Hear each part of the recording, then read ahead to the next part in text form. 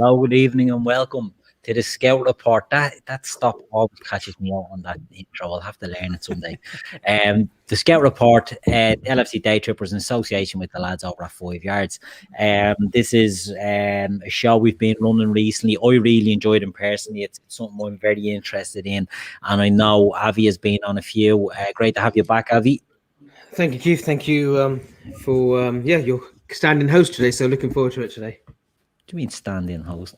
Host with the most, Avy. I'm the host with the most. I thought he said outstanding then. I was like, what's he after? Yeah, well, either way.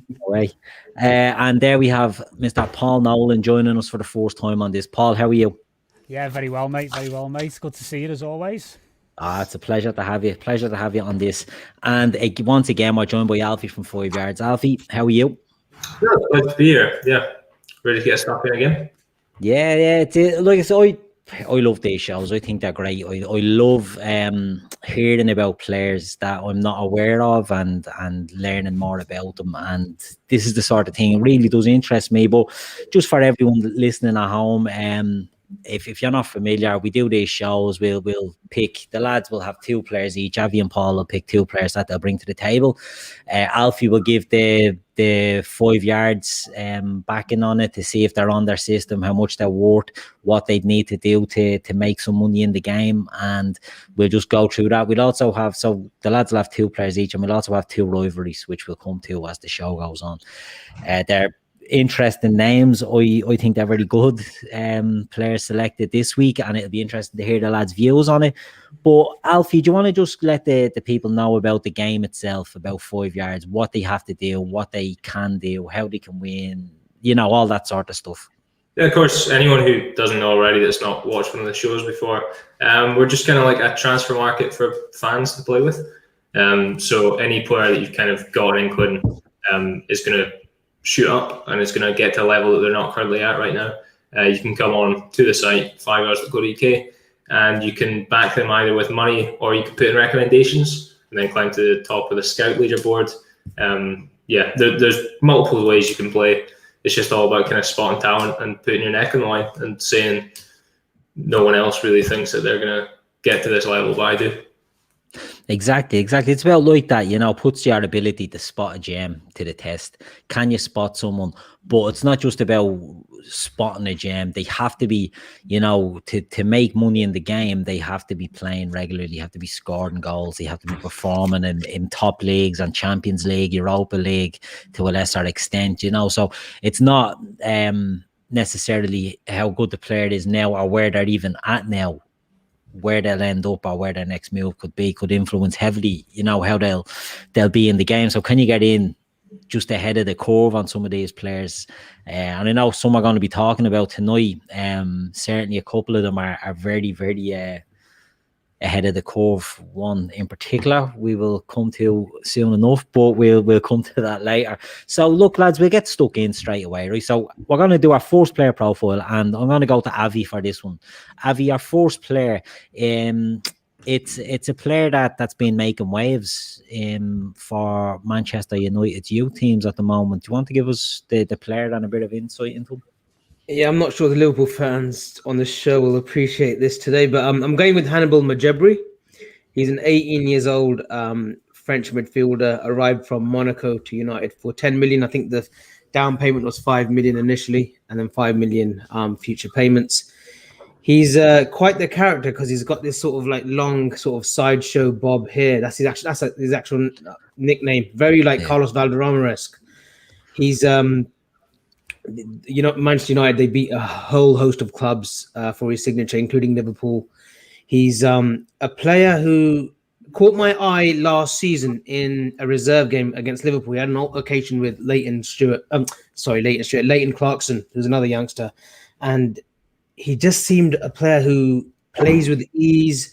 He can play as a deep-lying midfielder. He carries the ball really well. He looked really composed. He looked like a player who knew that he belongs at a bigger stage. He's a little bit reminiscent of Cesc Fabregas when he first came into the Arsenal team at sort of 16. He had a Charity Shield debut, I think, and he knew that he belonged to that stage. Majebri knows that he's a better player than what he's surrounding himself with. He's a very, very talented boy. He's got a beautiful pass on him. He can break that sort of defensive, that split eye of the needle stuff. And I think he's a player that is definitely going to come into the reckoning. I think he would have got an opportunity against Real Sociedad last week, but unfortunately he was injured. And he's a player that I think in the next sort of year and a half, 2 years, whoever's manager, whether it's Oli or someone else, they'll start easing him in. But he's a very talented boy. He's been likened to sort of Paul Pogba, but he's got a lot about him. He's good in the tackle. I think what he lacks is a little bit of discipline. He can become a little bit sort of irritated if things don't go his way, but he's a very good player, and he's a player that I'm definitely keeping an eye on. Unfortunately, he plays for the enemy. Yeah, it's an interesting choice, Avi. I mean, Monaco they're a club in Europe, and I'd say Alfie you have a lot of players on the watch there from Monaco. They seem to be a good breeding ground for young talent across Europe, and Man United seem to have got in ahead of the rest on this lad. He's what I like about him, before I go to Alfie, what I like about the limited stuff I've seen on this fella is he's a big lad. He's young, but he's a big fella. But because he's a big fella, he's not just he's not just a big lump in there, and not in the Nemanja Matic type character. He's a good ball player, but he's very good at snapping into tackles and winning the ball. He's not just a good passer. He seems to be an all-round talent. Alfie, have you heard much of this guy? Is he on the radar at 5 yards? I mean, on a personal level, I'd only really heard of him through Twitter, but I spoke to one of our scouts earlier on. He's up at 12.5 million right now. So it's kind of that level where if you really do think he's going to shoot up, then you are ahead of the curve. I think my main concern with him is that the only place I can really see him playing is as a 10. And obviously to be a 10, to make an elite team change their system, you've got to be some player. And the only elite team, if you can really call them elite, I probably wouldn't, that plays with a 10 is United. And he is there, but he's not really going to displace Bruno anytime soon. I think they'd be my main concerns. But, if he can impress in the cup games and stuff, then, definitely you can see that price rising. Indeed. Paul, have you heard of this lad? Have you seen much of him? Do you know? I is he on haven't, your radar? so I'm discovering him for the first time. So I'll look forward to checking him out and seeing what we can find out about him. Yeah, he's an interesting player. As Alfie said there, if you're a number 10 playing at Manchester United, it may be an option, but there are other players in there, and they're building a talent pool there at United. They've brought in Amad Diallo, they've brought in Pedri, and they've brought in Kounde Palestri as well, the Uruguayan winger. They've got young players there, and they're not stockpiling. When you say stockpiling, you immediately think of the likes of Chelsea, where they're bringing in 35 players and just farming them out on loan. They seem to have a bit of a plan there at Old Trafford that they're going to bring these lads in and try to integrate them into their first team. It'll be interesting to see what happens with him, because I think he's one to watch. I agree with Avi there with the sideshow Bob haircut. He actually reminds me, he's like Xavi Simons as well. Yeah. Fit looking, with their hair. It's an interesting take. But what was that? 12 million, was it, Alfie, on the game? 12.5, yeah. 12.5. I mean, it's not a bad price. I think that's a bargain. Yeah, it's interesting, Alfie, that you see him as a 10, but this season he has been playing sort of more deeper as a central midfielder in a midfield 3. So it will be interesting to see what the plan is for him going forward. But I certainly think he's a talented player, and he plays with the game with ease and confidence, and he has that arrogance that he thinks he thinks he's a big baller, and he thinks he can succeed. So it'll be interesting to see how it pans out for the next sort of 18 months, certainly. It's interesting, Captain Sal saying, but all there, they'll turn out to be duds. I actually think, in fairness, he does give young guys a chance. And when you're, a manager who plays young lads and you stick with them, that's the only way they can develop. So it might be, I know it's nice to beat the Ole stick every now and again. He's brought in that Shorter too. He's 17. Yeah. He looks 13, 14 for his age, the way he looks. But Ollie's brought him in. I think Ollie has been good like that though with Greenwood. He has sort of nurtured them the correct way, and for them, fortunately, it's kind of working. Yeah, because didn't he earned the stripes there in the under 23s, that Man United, didn't he? Solskjaer or the under 19s, one of them. So he's not afraid to integrate youth. And for all the stick that we would give him, he does try. Barry's made an excellent point in the chat there. Barry Carr saying Chong didn't get the chance. I thought he deserved it. That's one that I thought maybe we'd seen more from. Angel Gomez was another one that was there and didn't really break through. But maybe it could have been just the wrong time, couldn't it? It could have been just the maybe the right players, but at the wrong time. Whereas this batch could be the right time. It'd be interesting to see, especially with the Europa League run now in the second half of the season for them, because we all know that's not a dig. If any United fans are listening, it's a genuine. That's how you integrate these players. Even the likes of Harry Kane at Spurs will sort of integrate it through the Europa League. So it'd be interesting to see if any of these lads do get a run. But 12.5 million is a good price, I think. If I was the guest on it last week, and my thinking was I'd always go for the talent that's the cheaper option ahead of the curve, and sit on it and hope for the best further down the line. Some people, Gav was much more no, he wants all the success now. But I think this is an interesting one at 12.5 million. And spoiler alert, some of the other players on the list tonight, 12.5 could be the highest price we're going to be going on some of this. But 12.5, it's a good start. Hannibal Pedri, you're sticking your colours to the mast there, Avy. You're going for him. You're happy with that choice. Manchester United starlet on a predominantly Liverpool podcast. You're happy with that, yeah? Yeah, I'm going with it. Yeah, I'm going with it. Even if I get flack for it, I'm sticking with my choice. All right. Usually in life, you'd get applauded for that sort of stuff, but around here, that carry on doesn't get tolerated. So your contract could be terminated after that one. But it is what it is. It is what it is. We're going to move on. First one out of the way. We're moving on to our first rivalry. This is a very interesting one because to me, there's a clear winner in this, and I could be talked around, as so often the case is with this. For anyone that doesn't know, every week we do a couple of rivalries of players in similar positions, of similar sort of stature. Maybe, they might be, people might think, oh no, this player's better than that player, but if you can make a case, it turns out they're usually very close. And we've got two French centre-backs, I think, Fofana at Leicester, Wesley Fofana at Leicester, and Jules Kounde at Sevilla.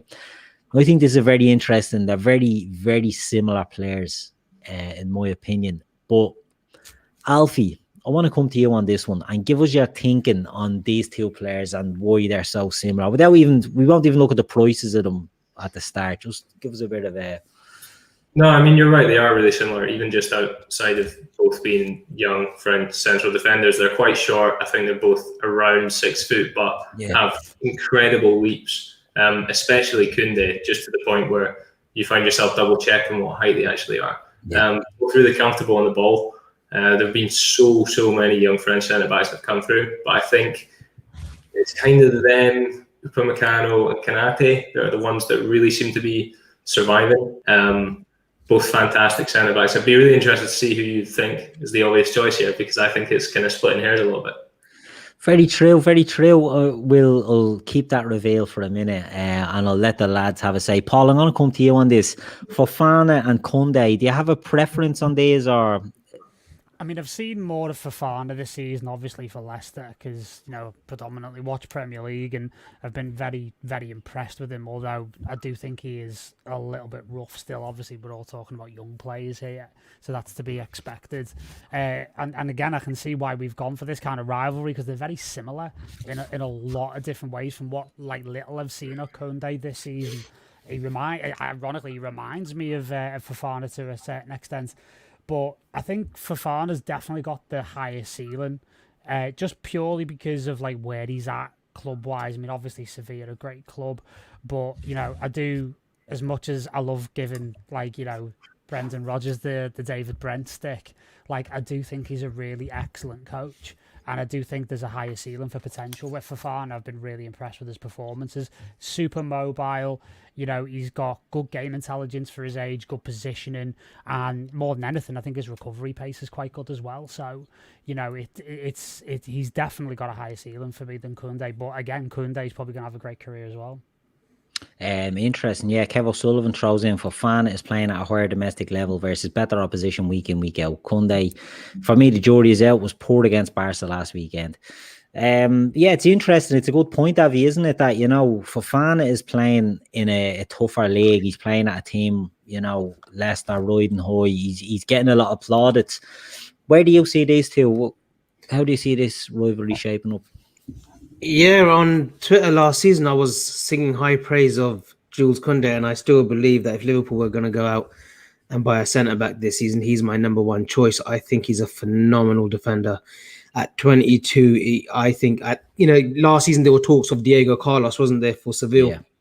Yeah. He was the high talk, and Liverpool were linked with him, but I thought it was it was the one next to him, Jules Kounde, and I think even this season he just reminds me of a really modern day sort of defender, good with the ball, quick, very versatile. He can actually play as a defensive midfielder as well if needed, a bit like Fab, but the opposite way.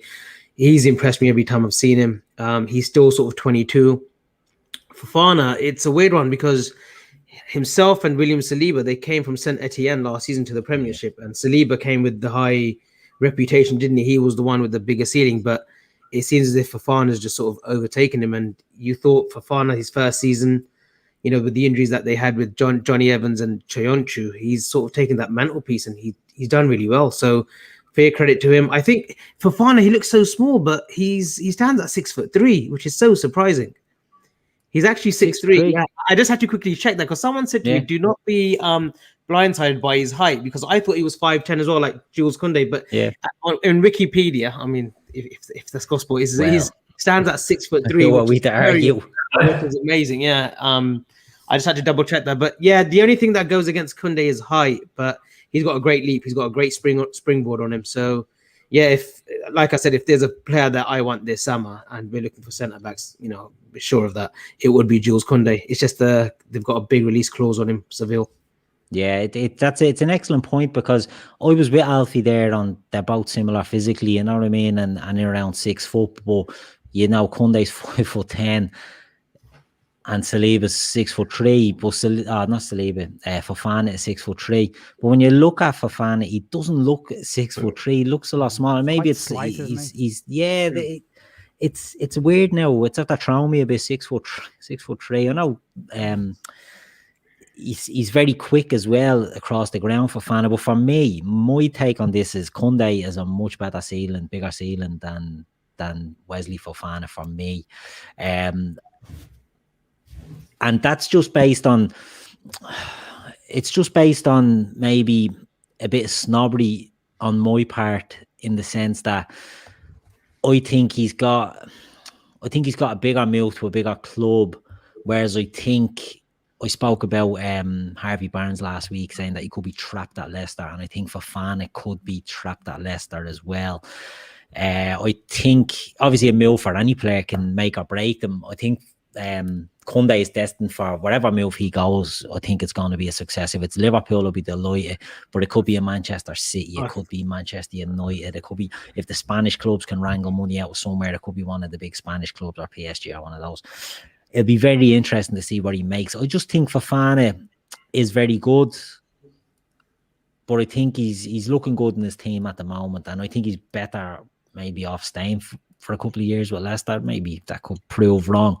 And he's still, sorry Keith, he's just still 20 as well, Fofana. Very young. And when you compare like the 20, like we've got Kabak and the jury's still out, whereas Fofana's had 3/4 of the season almost, and he's settled in and he's done really well. He'll make the odd mistake. And good thing with Kounde and Fofana, they've got great recovery pace as well. So if they do make a mistake, and someone goes in behind, they can quickly catch up and amend for the mistake. Yeah, Kev makes the point I was going to say. The player that I'd always look at with Kounde is Cannavaro. He's a small centre back, but he could leap. He's like a salmon getting up into the air, and he's winning headers all over the place. And it really is, I think, a good comparison, because he's very good in the air. But look, I don't want to. Stewie Mack says Kounde all plays as a right back too, which is nice. And Fofana played left back. Did he against us recently, or against? Mm-hmm. We played a 3, didn't we? Did we play a 3? I think we played a 3, didn't we? Did Fofana play? I don't know. I thought he played a fullback recently against us, but it could be wrong. Soyuncu, Johnny Evans, and I keep forgetting his name, Fofana. But look, they're both good players. Again, Upamecano getting lettered, getting volleyed in the chat as well, that they're both streets ahead of him. And it's down to this French centre-back skill. I know, Alfie, you touched on some of them earlier on, and there's other players, Badiashile at Monaco, and then there's just players that are over the hill now, like Lucas Hernandez, and probably only 26. Do you know what I mean? Benjamin Pavard can probably play in there. There's such a conveyor belt of French talent that in defence that it's unreal. But I'd go for Kounde over Fofana myself. But I think Fofana is excellent, and it's an excellent point saying he's only 20. You know, and I on shows have said, Kabak, he's only 20. Give him a chance. Well, Fofana is 20 and he's in there doing the business. So, look, it's an excellent player. But, Alfie, what's the prices on these two? So, actually, it's Fofana 40 million and Kounde at 34. I think it's probably the ages that are the biggest factor in that. I think Fofana is a year and a half, 2 years younger than Kounde. But, I mean, I totally agree with you. I think Kounde probably this summer could be at Real Madrid, especially if they're looking at maybe losing Ramos and Varane. He's going to be playing proper top-level Champions League football that Fofana might get at Leicester next season, but you can't really see it continuing very long. And like you say, the price for him to leave, considering he came in at like 30 million, is just going to be sky high, and he could be trapped there for a little while. So, I mean, it's Kounde for me as well, but both top centre-backs. Yeah, and it's interesting when we do these shows and you hear the values of them, you know, that if I was on the fence, the 6 million saving on Kounde would have swayed me every day of the week, you know. But as Kev points out in the chat, both be north of 65 million in real life. And that's, you know, that's where you're at now for centre backs. It seems to be the going right for the next big thing. But, you know, if we can get someone of that caliber to Liverpool, I won't be too upset. But that's our first rivalry gone. So I went with Kounde. Alfie went with Kounde. What did you two boys? Paul, you went for Fofana, and Avy, who did you go? Yeah, Kounde. Unfortunately, I can see Kounde at Chelsea United next season. So, but I'm going to go with Kounde. That's a good price, 34 million. It's funny you see Fofana at Chelsea in 2 years myself. That's a team that I'd have in mind for someone that'll pay that sort of money to get him out of Leicester. You know what I mean? It's going to be one of those the big English teams. But we'll wait and see. Right, so we're going to move on to Paul, your first player of the night, and we're going to talk about a player playing at RB Salzburg, another club I think that are just churning out young talents. Or we got somewhat burnt with Minamino that he wasn't quite ready for the Premier League. But if you're looking for young players across Europe, we spoke about Monaco a minute ago. I think RB Salzburg are right at the very top. All the RB clubs really are getting these young players from nowhere and nurturing them into stars. So, Paul, who have you got for us? So I went for Benjamin Sesko, and he is only 17 years of age, but he's already making waves in the second league in Austria for Salzburg. He is... as I say, 17 years of age, and we're talking about height and being surprised. The kid's 6'4". Yeah. At the age of 17. Yeah. And not only that, this kid moves like another very, very good, quite tall centre forward that you might have heard of, who came from Salzburg and is now applying his trade at Dortmund. He's exactly the same height as Erling Braut Haaland. And let me say, he moves like him as well. Yeah. They may well have found the next one already. So basically, this kid has ended up at Salzburg. I think it's a great move for him, considering that, you know, City, Dortmund and Ajax were all after him from the club Domžale in Slovenia, where he's from. And he basically ended up at Salzburg, and I think it's a fantastic move for him developmentally. And from the bits that I've seen of him, I mean, he's done amazingly well in the second league in Austria. He's had 15 appearances and he's scored 3 goals and laid on 3 assists. And he moves incredibly well. He's great in the air. He has that, like, you see him and you go, bloody hell, you're big. And you almost have that kind of like Peter Crouch kind of thing when you see him actually play the ball. Very reminiscent of, as I say, Haaland with his pace, but also very reminiscent of that very rare class of centre forward that we've had over the years. The Peter Crouches, the Jan Koller as well. The old. Do you know who? Sorry for jumping in on you, Paul. Do you know who I see? Because I didn't know about this player, and I went looking him up. And the player that jumps to mind for me is Edin Dzeko. Another player that's 6'3", but could move. A young Sesko, when he was playing in Germany. He's very physical, this lad, for a 17-year-old, isn't he? Yeah, very. And he's been doing what, like, both of my selections tonight have something in common in that when they were playing in the youth ranks, they were playing with players that were 3-4 years older. Yeah, which is always a big sign developmentally that someone's got something special. So, he ended up in the Salzburg team that reached the UEFA Youth League semi-finals last season. And again, he was playing with kids who were 3 years older than him, and he basically scored 3 goals in that tournament as well. So he's got an incredible. For a player so tall at his age, I'm saying there's an incredible ceiling for him. He'll probably bang his head on it because he's that big. And then the funny thing is, like, when you're a 17-year-old kid, you've still got room to grow. You're still growing into your body. I mean, we all remember, like, Steven Gerrard couldn't play 2 games in a week because basically his legs grew 6 inches overnight, basically. Do you know what I mean? So he's going to go through those growing pains.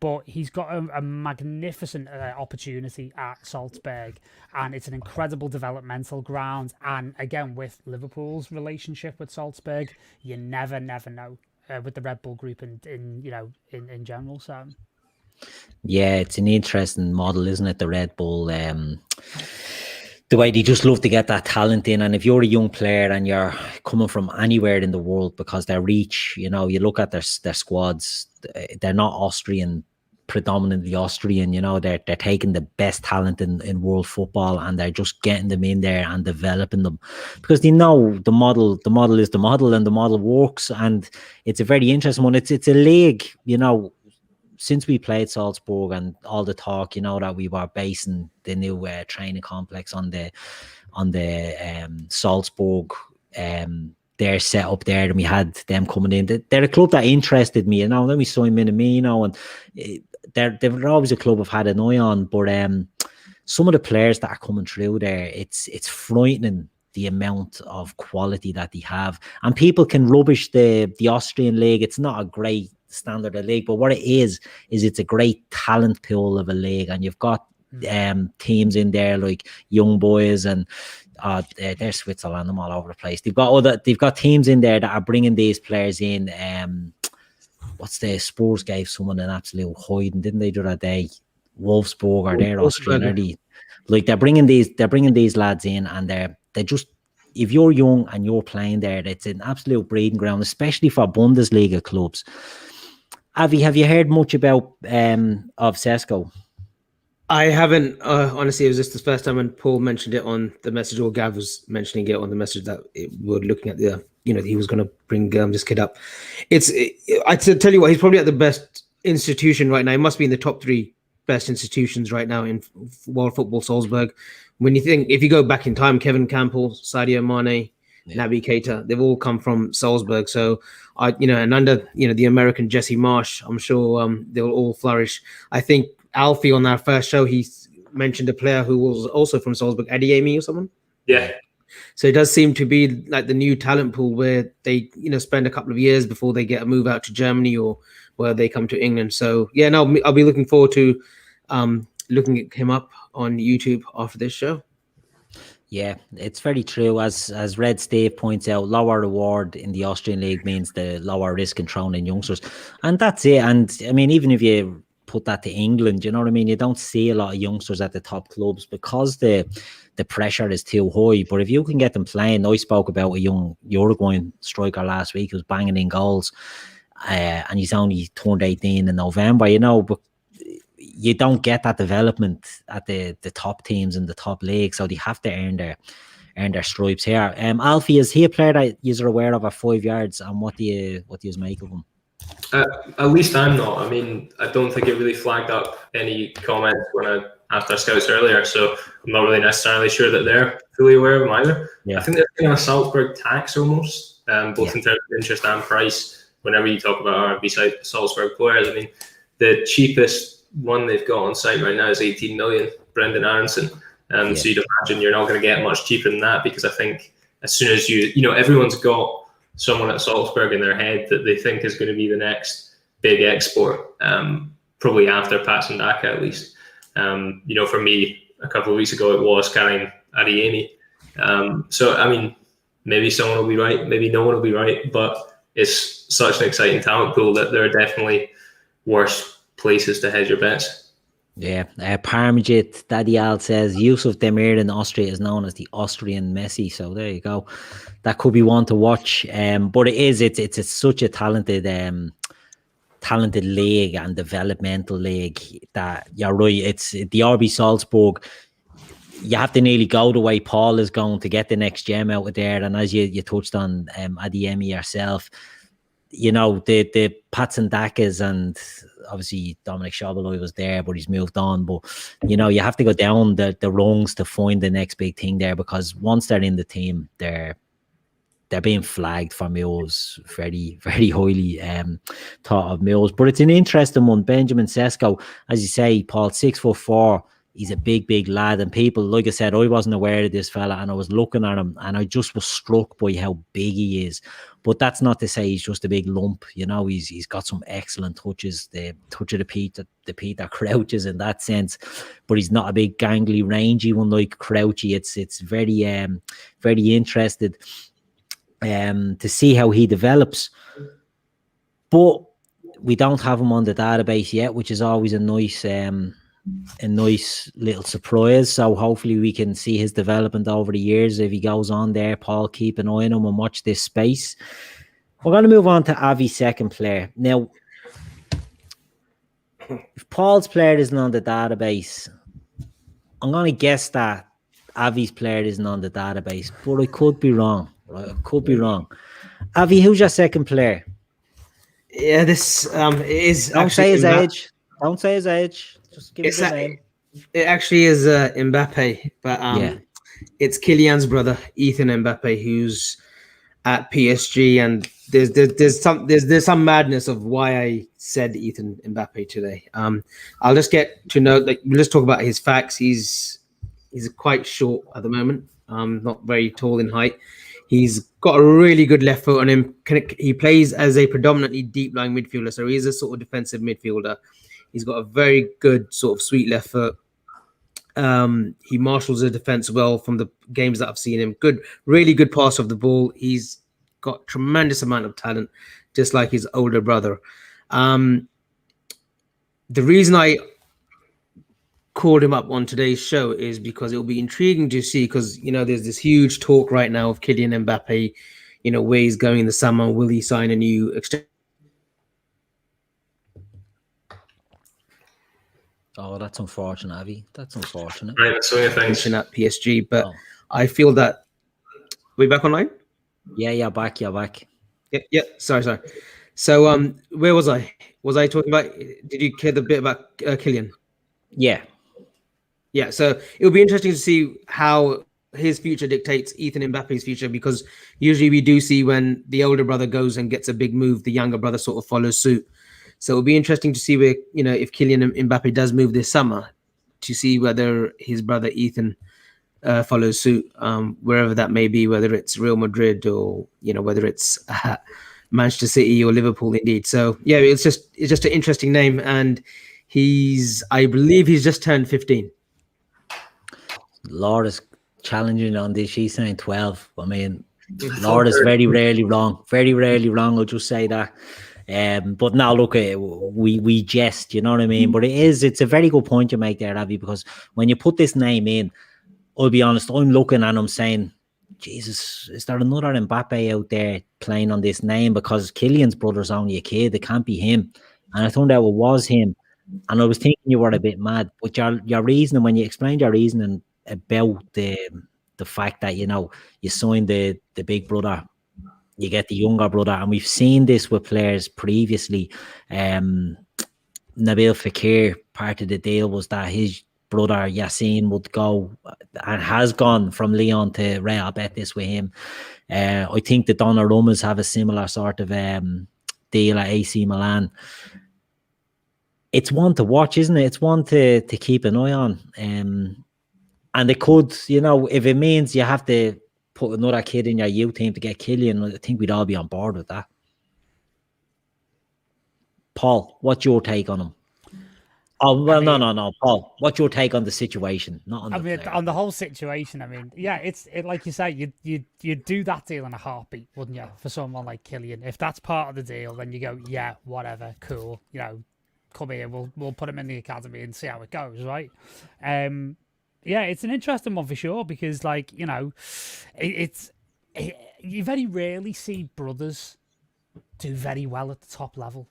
You know, and obviously, you know, we can talk about THIAGO and Rafinha and stuff like that, and you know, that's all great, and you do get the Neville brothers coming through, but it's almost like a once in a generation kind of thing, really. So obviously, his age is going to be an interesting thing, which means he's probably got a developmental ceiling. But how much is he there on merit, or how much is he there because of his brother? Yeah. And that is always a problematic thing. It's like I always, I'm no fan of nepotism, if you know what I mean. Like I always hate it when in work situations it's like, oh, it's a husband and wife who work together. Oh, for God's sake, you know, that kind of thing. It's never, it always ends in tears. Do you know what I mean? So like when you get like, you know, the Steve Bruce and his son situation where it's like, oh, his son happens to be starting every week for Hull or whatever it was, you know, it's like, I wonder how he got there. Do you know what I mean? So it's like, that's the only thing I'm thinking about is that, you know, I would need to have like cards on the table. Never seen the kid play, so I can't really make a judgment about it, but I would need to see the kid play to understand whether or not is he there because of Kylian or is he there because he's sound. And if he's there because he's sound, then, you know, take all the cards you dealt and make, you know, lemonade out of lemons, if you know what I mean. Yeah. So it's quite an interesting thing. I mean, who knows? I mean, at that kind of age, it's like, it's a weird one, isn't it? Because it's like you either develop up to a certain point, and I've seen this with well, when I was at school, I've seen players who I played with, I was never great, you know, get to a point and they just stopped, and then they were supposed to be these amazing golden child kind of kids, and then they just kind of get to 16 or something and just stop developing. Yeah. Or they carry on and then they end up becoming absolute top pros.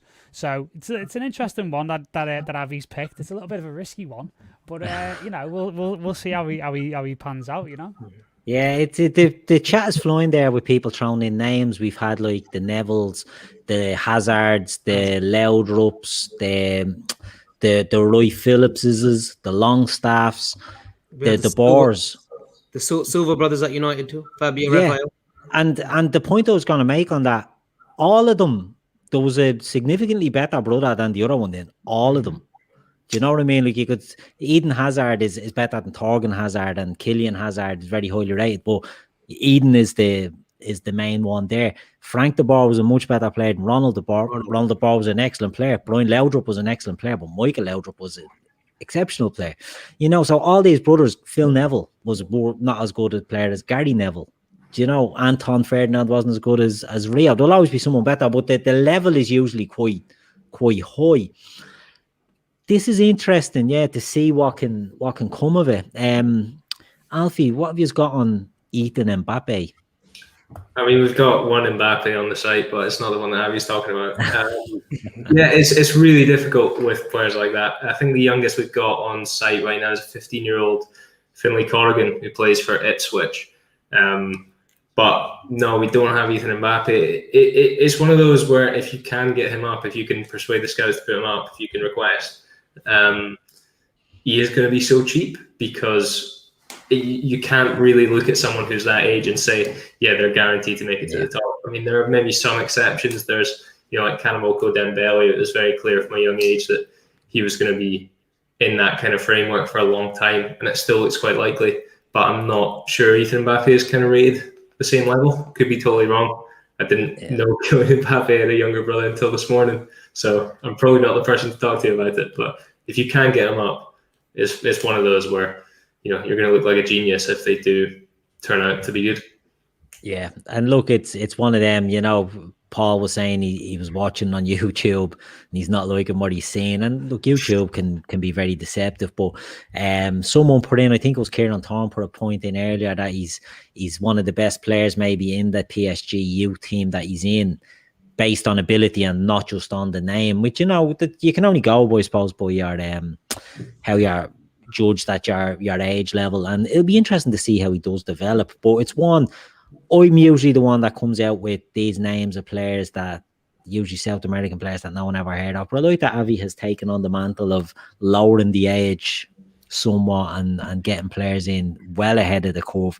That's how we like to do it on the show. But look, Ethan and Mbappe, watch this space. If it, as I said, if it means Kylian, to get Kylian, we have to take on Ethan. I'm all for that. Not a bother.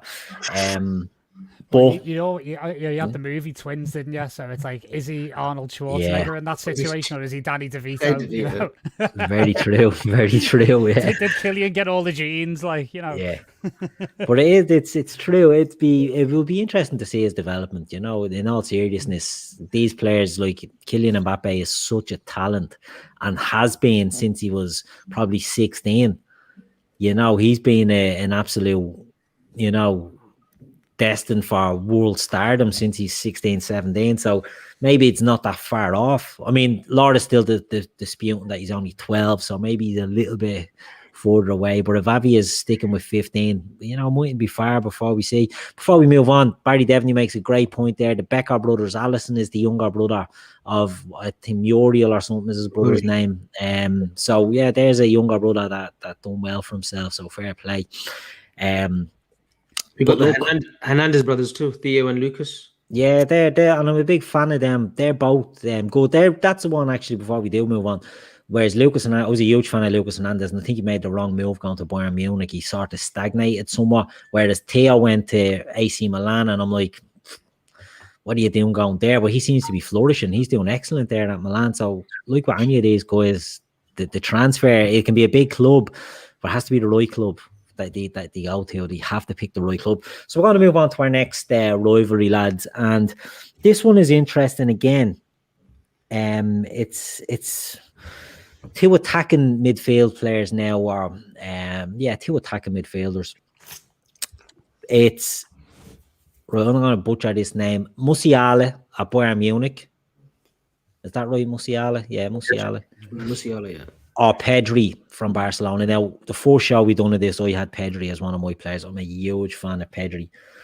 But Musiala is tearing her up at Bayern Munich this year, and I think he's caught a lot of people unawares. Avy, I'll come to you.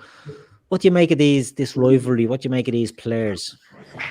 Yeah, Musiala's a interesting one because Chelsea let him go, didn't they? And then he goes to Germany. I think that's the norm now, isn't it? That every sort of English sort of star at the age of 16, 17 will make that move to Germany, and it's keeping them in good stead if you compare them to what's happening, like, you know, with Sancho's development. So, you know, they're getting first team football, and it does seem that this season has been sort of that breakthrough year for Musiala. He's played in the Champions League. And you know, when you look at Bayern, you look at the quality of players that they have, and he's getting a chance. It does show you that, you know, there's high regards of him. He's come in, he's not shied away. He's played his own game, and I think they've given him a little bit of freedom as well, because he's floated the games that I've seen him in. He's been roaming between as a 10 or you'll see him on the left or the right. So it's good, and I think his trajectory right now it's skyroofing, isn't it? Now there's talk of like Germany wanting him to pledge his allegiance to them for the national team. But I think there's a bit of hoo-ha there. But I think he has chosen England. But it's great to see players of that ilk now, you know, like English players. You know, there was always this taboo, like young British players going to abroad. But it's great to see that now there is no fear. There's no fear factor that for their development, it is good to go out to Germany and Spain and learn your next level of, you know, schooling. So it's great to see. And I think there's a huge future for Musiala. Musiala is actually declared for Germany. He's pledged his future to Germany. Oh, yes, and he's German born. He moved to moved to England as a youngster, as an 8-year-old, to sign with Chelsea. So it's. I hear what you're saying about the move for young English players seems to be going to the Bundesliga. But this fella is a German, and he's, Bayern Munich. If they're going all out to get these lads in and they're playing them at that age, there's something about them. Paul, do you know much about we'll start with Musiala. Do you know much about him? I mean, the first time I saw him was when he played in the Champions League a couple of weeks ago, and it was quite funny because talking about the whole nationality hoo-ha, it was really funny because the clip that I watched on YouTube was a BT Sport clip, and the headline of it was Musiala breaks English scoring record in Champions League, and it was like, did he really? No, he didn't, because he's not English. There's that kind of thing. So I think there's definitely been a little bit of propaganda there on the BT Sports side of things. But yeah, I mean, he looked phenomenal. And the thing is as well, as Avi's been saying, and as we know well with Jadon Sancho, Jude Bellingham, etc., the German clubs almost seem to have like a borderline fetish for young English talent now. Yeah. And especially Bayern in general, because there's a lot of those young English kids going there. Remember a few years ago there was that young kid from Tranmere Rovers who ended up there for a while. Jennings, wasn't it? What the hell is going on here? And that was almost like the beginning of the awareness of that trend. And you've got a really good young Scottish centre half there called Liam Morrison, who apparently they're rating as highly as Mats Hummels over there at Bayern. So again, it's a great breeding ground for those young players, even though Bayern's just this colossally huge institution. And you've only got to look at players like Alphonso Davies. And, look how he just rocketed up the ranks there. So I am all in on Musiala. I think he's an excellent, excellent prospect. And I think the sky's the limit for the kid. Yeah, it's interesting. Like he's a big lad, Musiala. He's not small, but he plays in the 10.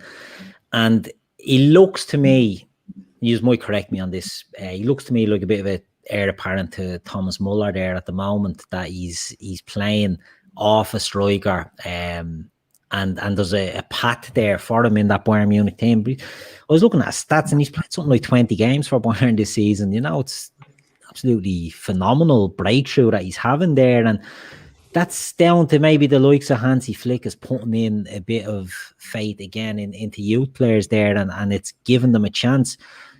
It's brilliant to see these lads getting a game, but for all that, Musiala does look the business. He really does look great. I'm a huge fan of his. I think he has it all. He's big, he's strong. He needs to bulk up a bit because he's quite slight, but he's good on the ball. But I was reading something, and Sebastian Hoeneß, the coach, that had him, I think, in the youth team there, just said he's got ice in his veins. And that seems to be a thing with a lot of young players now.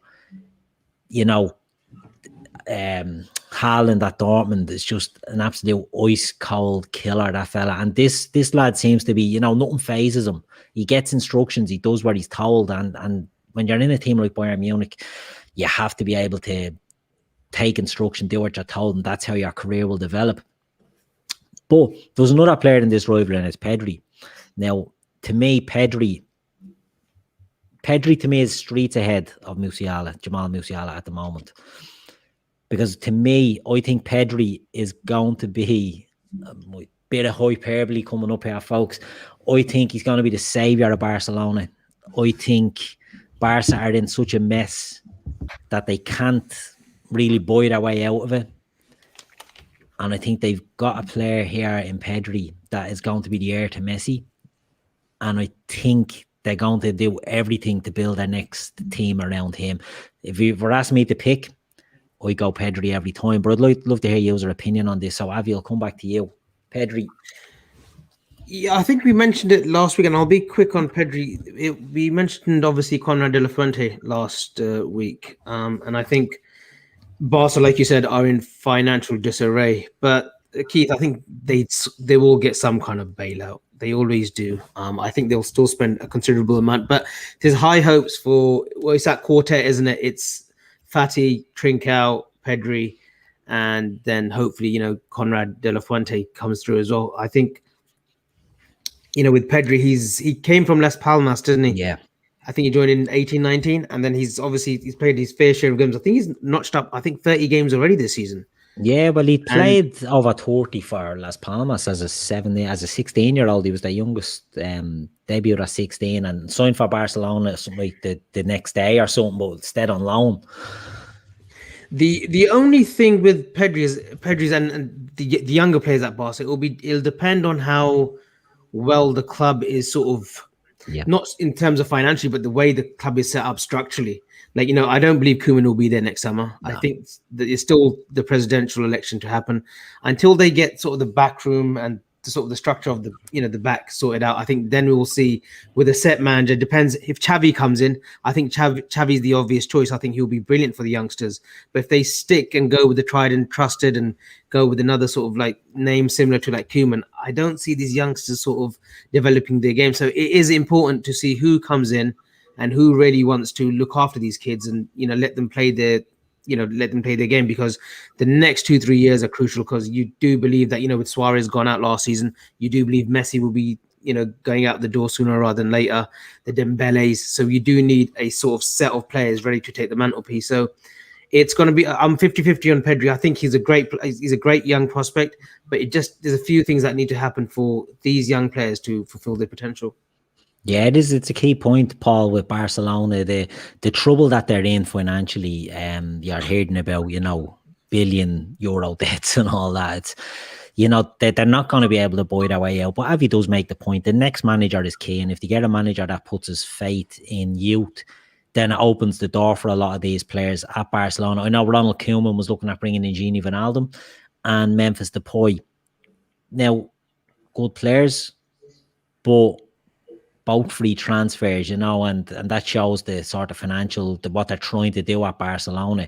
And you're right, if you get a manager in there that wants to fill in with experience like that, it might stunt the growth maybe of the younger lads there. But Paul, do you know much about Pedri? Have you seen anything of him? Is he a player that's on your radar? I mean, I've not seen as much of him as Musiala and less awareness of him, but I've heard a lot of people talk about him, and if he's holding his own with the likes of Ansu Fati, and also another name I'll throw in for Barcelona as well, Ricky Puig, looks a player as well. Yeah, a great prospect. The thing is with all of these players, as just to echo Avy's sentiments, the club culturally as well as structurally has to be right in order to bring these players through. And it's not just a financial thing. Bartomeu was arrested yesterday. Yeah. And it just doesn't seem to be coming to an end at Barcelona. In fact, if anything, it seems to be getting more and more like a soap opera there. I mean, don't get me wrong, like, fill me popcorn and give me a front row seat, because I am loving it. Because, like, I've got no love for Barcelona, especially in recent years. But these players, I can see them possibly, if they don't bring in, again, first and foremost, the right coach. But again, as we know from Liverpool, the culture comes from the ownership down.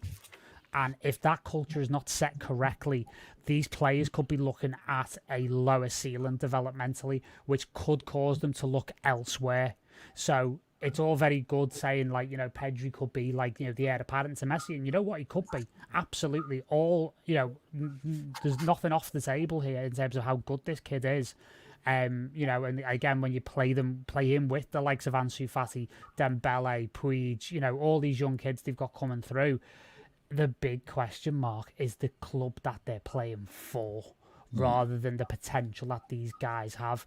Again, like, as Avy's saying, I mean, I know Xavi's the obvious candidate, but I do wonder, does he have a track record of really bringing through young players? I mean, for me, all right, he's doing things in the Middle East, but he's not exactly proven as a coach at the top level. So that will be a very interesting thing to see.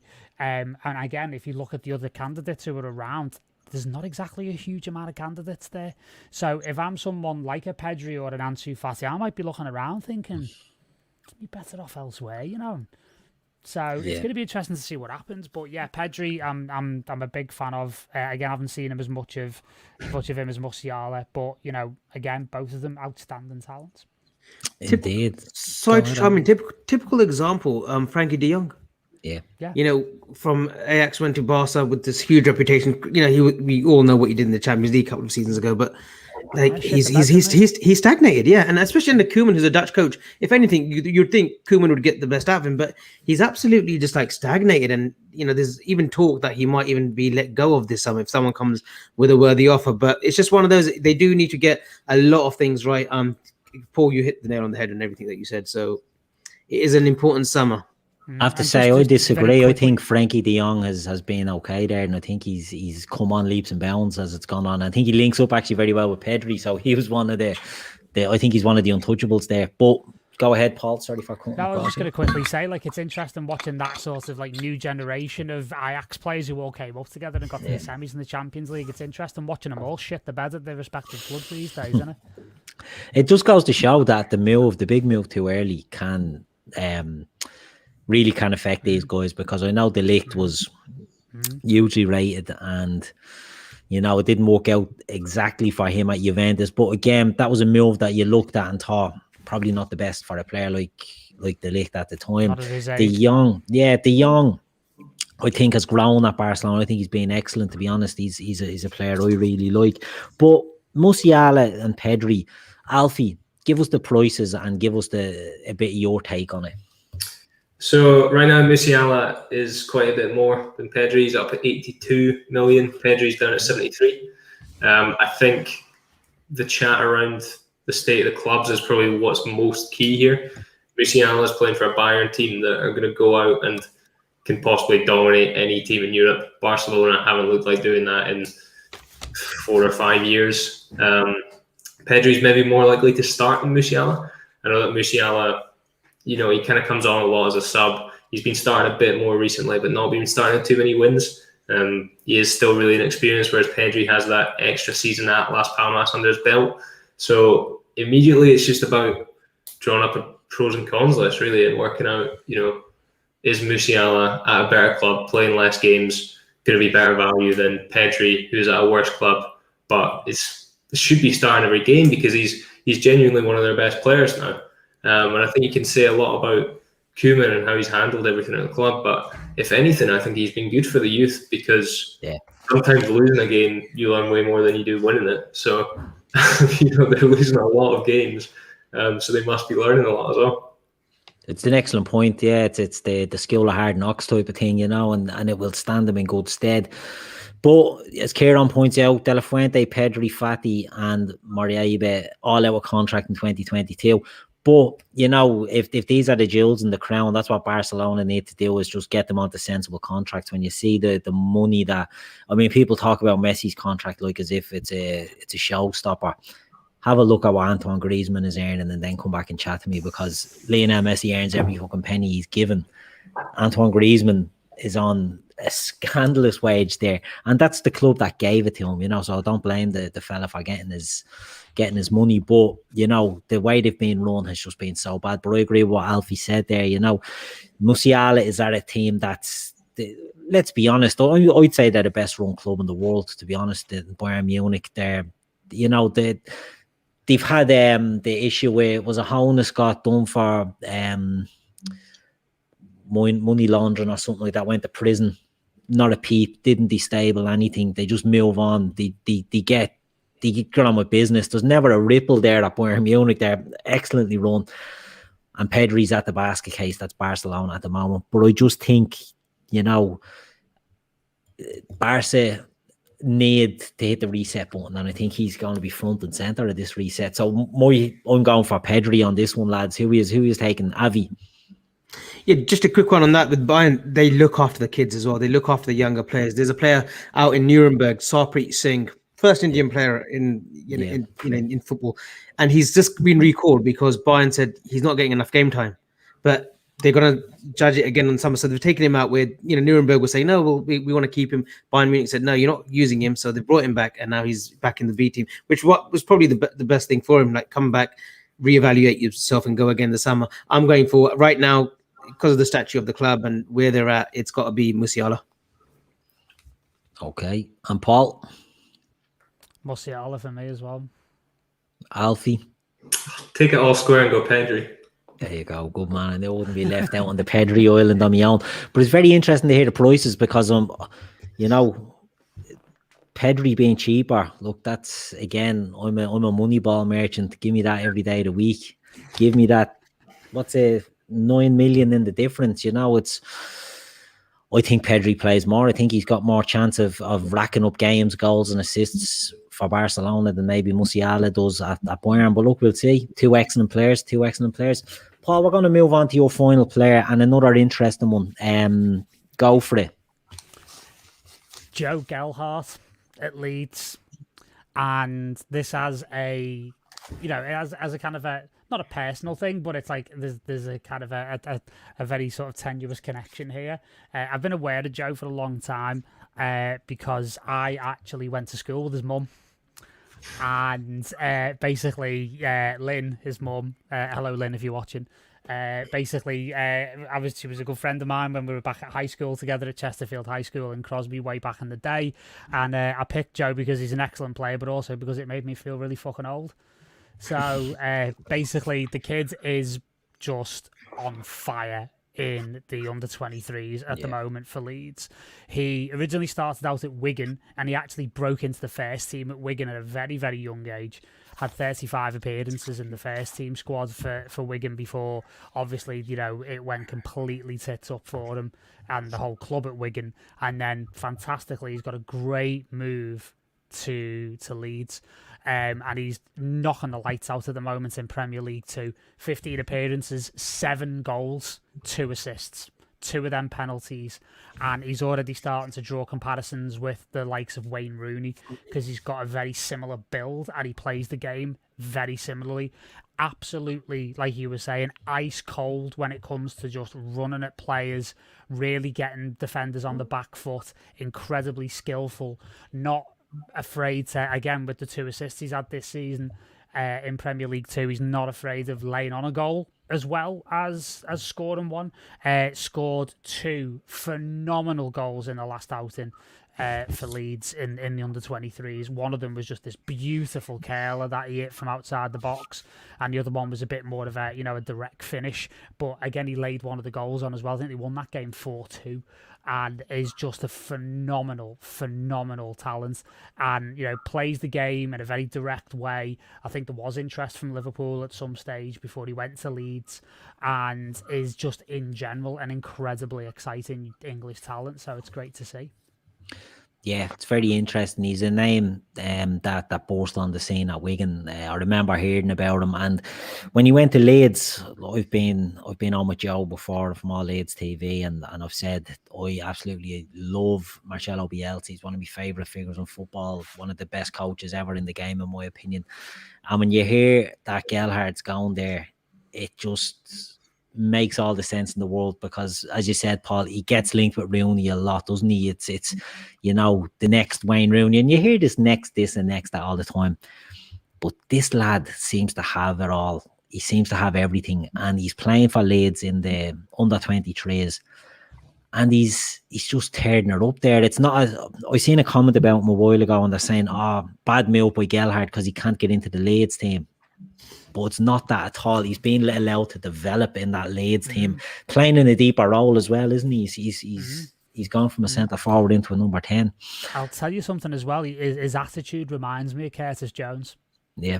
As well, he's got that little bit of arrogance about him, and he's got a little bit of belief in how he plays. When how Curtis has developed, and you can tell he feels like, and he says it himself, Curtis, in interviews, like he deserves to be there. He believes he deserves to be there, and you can see it in Joe. You can see the way that he plays the game. He's got that level of belief, which is going to take him very, very far.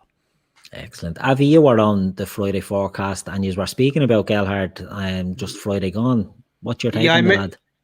I asked Joe about Joe Gelhardt because I know Alex Inglethorpe, he was a big fan of Joe Gelhardt at Wigan, and so much so that we actually did quite try to push the boat out for him to sign for Liverpool, but unfortunately it didn't happen.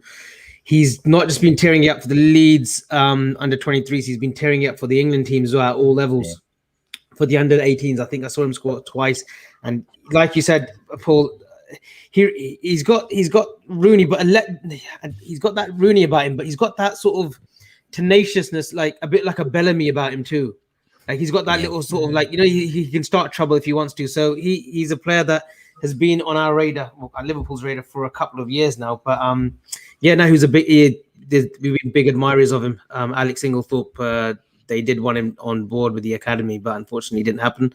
And I think Joe did say that I think next season we'll see more of him in the first team in and around. And he's a left-footed player as well. I've this huge thing about left-footed players. I just think they just look more elegant and look more graceful. And if you're a Wayne Rooney with a left foot, I just think it's something to be excited about. A lot of Manchester United players getting a plug on this week, but we'll just have to let it slide. But Gelhardt is one that I think he's certainly a player to watch, and he's one to develop. Alfie, what do you make of Joe Gelhardt? He's surely on the radar at 5 yards. Yeah, he is. He has been for a while actually, because we've got quite a lot of Leeds connections at 5 yards. I think a lot of our users are Leeds based. Rafinha is frequently one of the most bought players. Josh Hobbs, one of our scouts. I was speaking to him about Gelhardt earlier actually. There's a lot more than me. It just says the go-to for him is Rooney, and it's kind of hard to get away from. Like, you can try and be a bit smarter about it, but that's just kind of how he plays. You don't expect him to be as quick as he is for that size build. But yeah, because he has been on the radar for a while, it does mean that his price is 30 million. For a young player who's still playing under 23s, you've got to be really confident that they're going to be playing Premier League football for a long time at that price. To be honest, I think someone said that it wouldn't be likely that he'd break into the Leeds team, but I'm not entirely sure that's true. I think Bamford's been really good this season, but I think a lot of people know that he's overperforming his actual quality, or at least I think that anyway. Yeah. I know a lot of Leeds fans would probably disagree, but I think there is a space for Gelhardt to kind of break through into that, at least as a backup striker for now. But yeah, like I say, you've got to be so confident in that price that they're going to make it.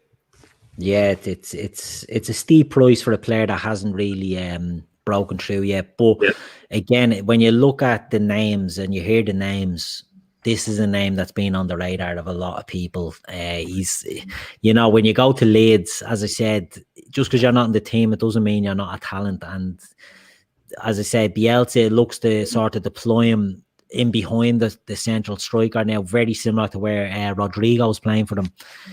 And again, Rodrigo would have been a centre forward or a winger coming in there thinking he's going to be the number 9, but they've dropped him into the hole, and they've done it with Gelhardt in the under-23s. I just think this lad's going to get his chance sooner rather than later. And again, 30 million, it's steep. It's steep you could probably get players that are maybe more established at that price, but I think the ceiling on this lad is absolutely huge. And I think, if you're playing a long game, this could be the type of signing that you want to get in on. Yeah, definitely. I mean, especially if you've kind of got that passion about them, because like you say, there are established players, but you're never going to have the kind of excitement if you go out and you buy, Danny Ings, who is going to score you goals at Premier League level, but who's not heard of Danny Ings. Whereas Gelhardt at this stage, you're still putting your neck on the line a bit, kind of taking it a step further than people who would just say that he's good. Yeah.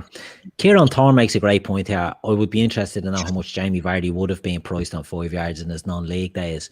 And, it's just a sign of a player that's, never maybe took his career seriously. And then when he does and it all kicks in, they just go off the charts. Is there any player, Alfie, that you can think of that would be similar at the moment that's had a jump? Let's say we not similar to Vardy, but any player that you're aware of that sort of went from nowhere to just through the roof? Who would be the closest example that you could think of? I mean, I think I could be wrong here, but 2 of our highest risers have been Liverpool players. Curtis Jones, I mean, I think a lot of people thought he was going to be a top quality player, but I don't think too many people expected him to play at this level so soon and look so established. And it's another one with Diogo Jota. I mean, I think a lot of people thought he was going to come in, stay on the periphery a bit, but he came in, he started, he forced his way into the team, and he got loads of goals. So, I mean, Vardy is such a good example, because if you could have got that player request in, especially when he was playing non-league football, you'd be laughing all the way to the bank now. Yeah. It's hard to really say that there's anyone like that right now because Vardy's such an extreme example, but he's not going to be the only example. And you don't even need them to succeed to that level. You just need them to do half as much as Vardy has, and you'll be laughing. And that's the thing. I mean, even the likes of Ollie Watkins coming up from the Championship to the Premier League, he would have been a high value in the Championship. And anyway, so to get them, I know in the chat a lot of people are talking about Reading as a club that seem to be, producing players. Michael Olise. Yeah, at least, yeah, exactly. And these are the guys that you need to be looking at. But even they're going to be big. You probably have to go down and see what's in League One, what can be the jump from League One. I think Tony is probably the closest you'll get to that. In League One last year. Now he's up at 18 million. And he's one of the most bought players constantly. Everyone loves Ivan Toney, who follows Championship. He's going to be playing Premier League football next year, whether it's with Brentford or anyone else. So I think he's the closest Vardy comparison we probably have right now. Was that Ivan Toney? Toney? Just a quick one. Just a quick one, Alfie. The price range for Michael Olise for Reading? Off the top of my head, I think he's 32. I'll go check. But that's interesting if he is 32. We spoke about some players in there. Pedri, Musiala, both attacking midfielders, and Olise is also a sort of an attacking midfielder. So 32 million, if you're paying that for a player that's playing at Championship level, and you see the price then for Gelhardt, who's not playing at the moment but has all the potential. It's very interesting to see what way the game sort of pans out. But lads, we've spoken tonight. We had Hannibal Mejbri, 12.5 million. Interesting. Manchester United starlet. Watch this space. Then we had Benjamin Sesko at RB Salzburg, not on the system. But, want to keep an eye on it. He's an absolute giant of a kid. He's only 17. We then had Ethan Mbappe, Kylian's younger brother. Makes his confirmation next season. He's that young. He's way off. But however, he's one to watch. And we finished up with Joe Gelhardt. Great choices this week. And we also had the rivalries with Fofana and Kounde and Musiala and Pedri. It was a great show again. Just hearing these names, like I said, Sesko's one I wasn't aware of. And when looking him up, I was sort of interested in seeing what he brought to the table. So he's one I'll be keeping an eye on going forward. So thanks for coming on, lads. Avi, you're here all the time. You're a bit of a face around these parts these days. So thanks for joining me tonight. Thank you. I'm just the one name that you didn't mention who has that huge jump, Martin Braithwaite. Oh yeah, huge jump down. He's robbing a living, that fella, but fair play to him. I don't mind that. I don't mind someone, Robin Hood like that. Paul, your debut on the show tonight. Thank you very much. Very interesting choices. I hope you enjoyed it. I did, mate, very much so. Yeah, looking forward to doing it again soon. Good stuff. Alfie, before I let you go, how's everything over at 5 yards? Everyone can sign up and get stuck in. It's a quick, again, and brief little synopsis of the game before we let you go. Yeah, I mean, it's actually a really good time to get involved because we just had our first Scout of the Month competition, and the winner of that wins 100 quid in 5-yard currency. So if you're kind of having doubts about how the game actually works, how you can actually make any money off it, it's really good to just go on and make Scout recommendations because they can help you understand the mechanics a bit more, and they can help you actually earn money as well if you make it to the top. So it's worth going on, signing up, looking at the scouting section, and just feeling it out a bit. Excellent. And anyone that can sign up, get over and have a look at it because it's an excellent idea. If you're into that sort of thing, it's really, really an excellent website the lads have. So I'd highly recommend it. And before we go, I just want to say, coming up shows this week. Tomorrow night we've got a double whammy. We've got a Carnage show at 9 o'clock with Grizz. Are you on that, Avi? Yeah, I'll be on that, tomorrow. Yeah, Avi's on that.